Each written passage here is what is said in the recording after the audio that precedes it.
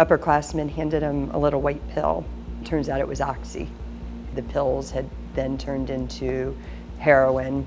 I don't know if you've ever seen a baby withdrawing from methadone or from drugs, but it's not pretty. And he was laying on his bed.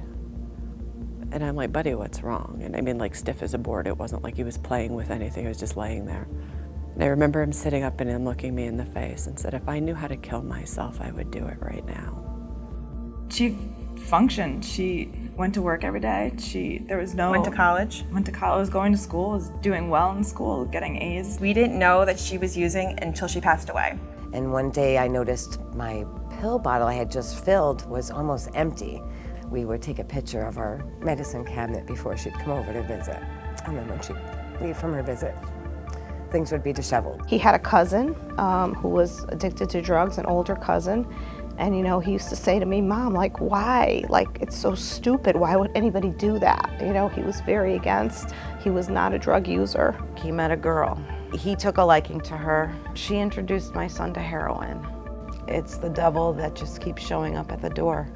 Everybody knows their child, and if they're backing off and isolating, locking the door in the bedroom, failing grades, all these little things, it's a sign that something's really bad. But looking back, I can see the signs that we missed. Broke his arm playing volleyball in gym class. He ended up needing surgery, and that's when he first had opiates. I think that's the first time that he ever felt that feeling that drugs give you.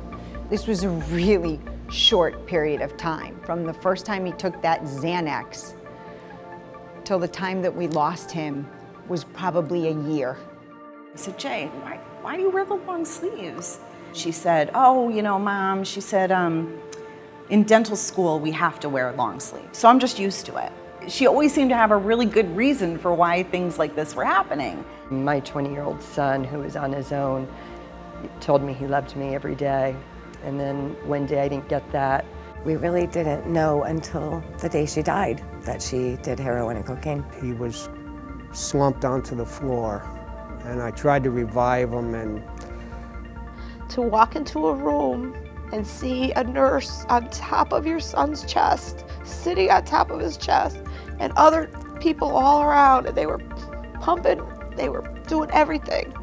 This disease is so unpredictable. The drugs out there will instantly kill you.